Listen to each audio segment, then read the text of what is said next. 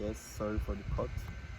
As I was saying, so um, there was a huge embezzlement by the politicians in Brazil, more than 1 billion Brazilian reals. When COVID hit? Yes, and when COVID hit, they were giving money out to the states, and unfortunately, many politicians embezzled this money.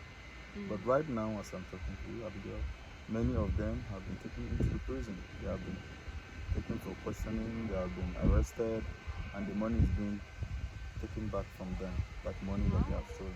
So you see that the system is very effective Yeah. in treating corruption cases.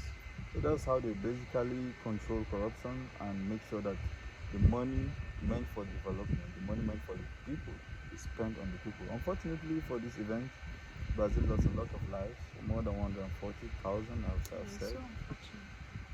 But you can see that compared to Nigeria, if someone steals money, the people will go and worship him to beg for money from him. Government officials basically can't do anything. He bribes his way through the legal system, through the police, the military, and he goes out scot-free. It's almost as if the Nigerian politicians are above the law. Yeah, that's it.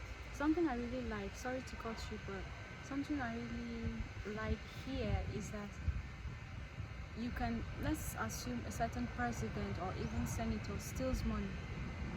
Believe you me, even after leaving office after 10 years, he will still be apprehended, arrested, and pay his dues like how it should be. So I really admire the system, how it works. It might take long, but the person will definitely pay for it. I find that really interesting. That's true. There have been countless number of Brazilian ex-presidents Yeah. that have been questioned by the police and they have been taken into prison. Lula, for example, He's still Michel being Temer, and a even lot. Dilma, There I are many, think, and Dilma has also. her own. So if you read a bit about Brazilian history, about their presidents, you see what we're talking about. Yeah. So what we're saying in a nutshell is that the legal system is working, and if we can have laws that are being followed, then a lot will be resolved in Nigeria. Very true. The poor will have a say. The women that are being maltreated by their husbands, by their husband's family, that's when the husband dies, they take away a house or all the riches. Especially when she does not have a real child. Yes, yes. All the maltreatment Patriarchy. against the women, all the what do you call it? Incessant attacks on churches, mosques. When people are brought to justice, things will change. So, to round up our video, I think that's it about Brazil. And it's a very, yes, just talking about religion. Brazil is a very I wanted free to remind place you. for everybody to practice his religion. If you're a Christian, a Muslim, whatever you are, the country welcomes you in for religious practices. Nobody will attack you because you are a Christian or a Muslim or a Buddha or a Buddhist. You know, it's a very free country. Yeah. The only disadvantage they have, yes, based on the history of the country, based on the slavery history of Brazil, Yeah. is that there is still racism up to now. And Which is quite unfortunately, sad. for a black man, for you to make it here, you need to work twice as hard as a white man to make what they make. I mean, gain the same amount of salary, or they even pay blacks less salary even if you work the same job. So, if you are coming from Nigeria to Brazil, just have that at the back of your mind that you have to work twice as hard to show your competency.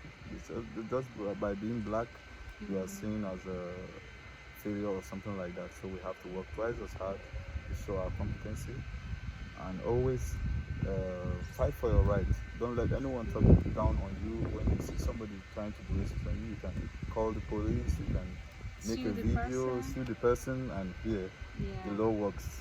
Believe me. Yeah, I love that. Yeah, so thank you very much once again. Okay. Thank you so much. But before you go, I would like to say a few things. In terms of religion, you made some very valid points about it. I feel like here they tolerate each other's religion. And I would even say it's not even about tolerance, it's more of respect. That freedom of choice of you choosing what you want to do with your life. I feel like it's really, they do it very well here. Like, just because I'm a Muslim or you're a Christian doesn't mean like I'd have to treat you a certain way or do some certain things to you. So I find that really interesting.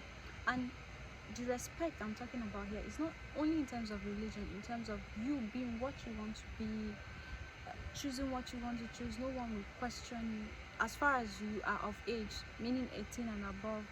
So I really like this because I feel like in Nigeria, yeah, religion is good, but we kind of allowed religion, traditions, and some things to cloud our judgments, like to make us do things that are to a certain extent inhumane and callous. So I That's feel very like, right. That's yeah, very right. some things are meant to work for us and not the other way around. For instance, some traditions and other things, they were made by us, we created them, so it should work for us and not the other way around. But unfortunately, that's not the case in some parts of Nigeria. So I really hope that with time that will change for the better. And yeah, I want us to talk about a little bit about their way of life here, because I know there is this curiosity when you tell people, oh, I'm going to Brazil. Oh, wow, they think of beautiful women who have big butts, big boobs, silicone, like who use silicone, like, or maybe football, or maybe drug dealing, racism. So all these negative things come to mind. So we want to address this a bit based on our own experiences. Mind you, everyone, we are not kind of generalizing here, but we are saying what we have experienced. So yeah, just wanted to put that out there. So in terms of their way of life here, what do you have to say about it? All right. Yeah. Brazil is, in general, a very nice place. It's a very developed country, but in the rankings, in the world ranking of developed nations, Brazil is a developing country also, as Nigeria is. Yeah. Although Brazil is far more developed than Nigeria in many Of aspects. course.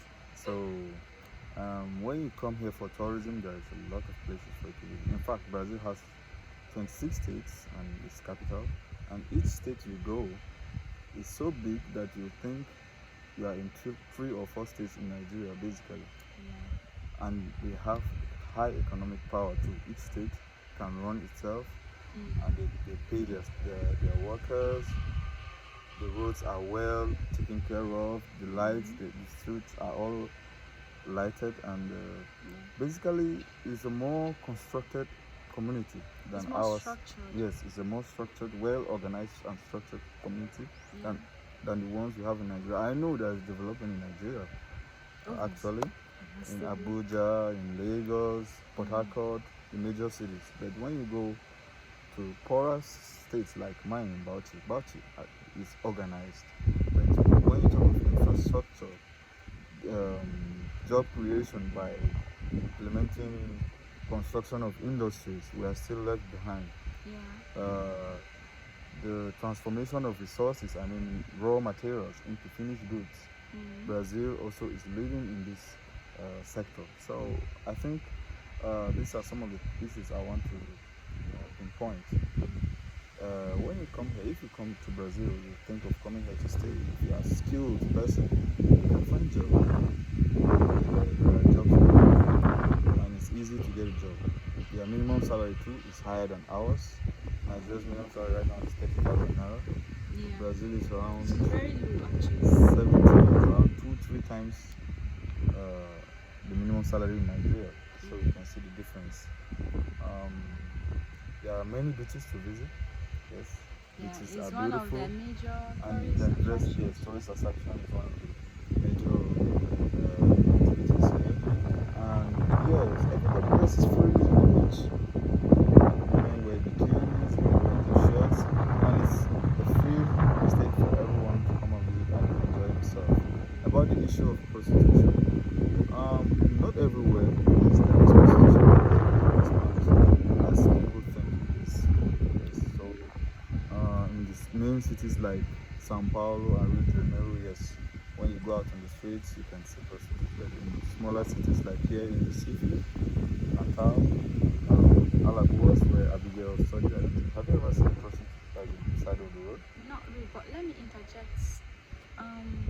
like here, being a sex worker is a legal job.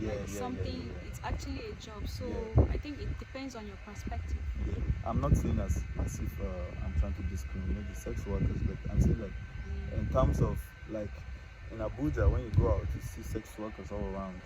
In Brazil, that only happens also in the main cities, in the big cities like Sao Paulo and Rio de Janeiro. Okay. In our cities here that are more, Hardly see such. yeah, you don't see them. When you go to what's the name of those houses where they do parties and all other stuff, yes, you can meet prostitutes there, but clubs, yes, where they really work there, yes, you can meet them, but it's not as it's seen on TV that like everywhere you go you just see prostitutes on the road. That's what I'm trying to make everybody understand. Brazil, they are serious people. They like to enjoy life. They party hard because there's carnival, there's São João. All these are parties that happen yearly, and a lot of parties in the country. And it's a very good place. Although there is some insecurity when you are in a certain part of the city at night, you have to be careful how you work with your phone. The thief might come and harass you and steal your phone. As a woman, be careful when you work in the night, work with your friends, because yes, there are cases of rape. You know, Brazil has the highest number of female deaths by their companions. I mean, their loved ones, by their partners, and also so take that in mind. And I'm not saying that Brazilians are bad, but there are some certain part of their lives, of their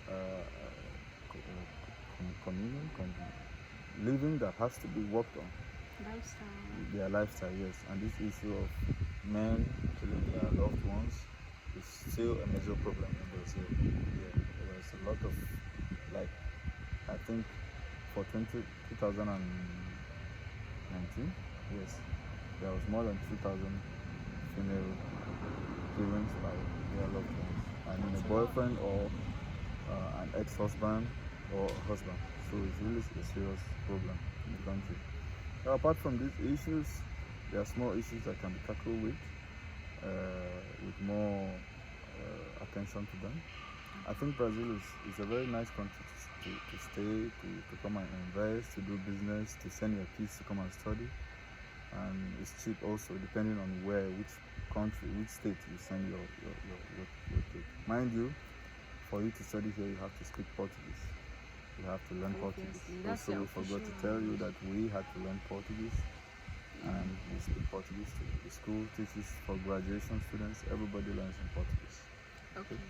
Thank you very much. What I would say from my own perspective is that Brazil is a very liberal country. I mean, Brazilians are liberal both in terms of dressing, in terms of freedom of speech, in terms of the things you can do as a person, in terms of even your rights sometimes, what you can actually do that is actually legal. And they have, even in terms of I would say, is it sex orientations? We have some countries that aren't as open to that, but here there's a lot of sexual liberty. Freely practice. You can be whatever you want to be, bisexual, gay, whatever you choose to be is up to you.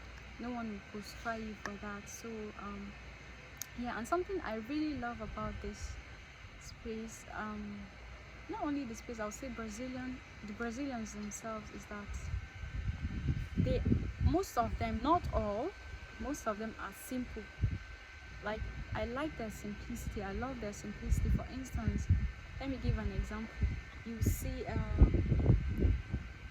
when you see a person who has, like, I don't know, a prof, the way we say it in Nigeria, I don't know how many degrees, how many masters, MScs, and PhDs, but the way he acts and comports himself, it's almost as if he doesn't have anything. And they're very humble. You sit and converse one-on-one. You wouldn't feel any difference in the way you two relate. So I really like that, because I feel like in Nigeria, when someone reaches a certain point, there's a certain way that you have to talk to him, relate to him, because of this respect. And mind you, I'm not saying that you shouldn't respect such people. No, I'm just saying that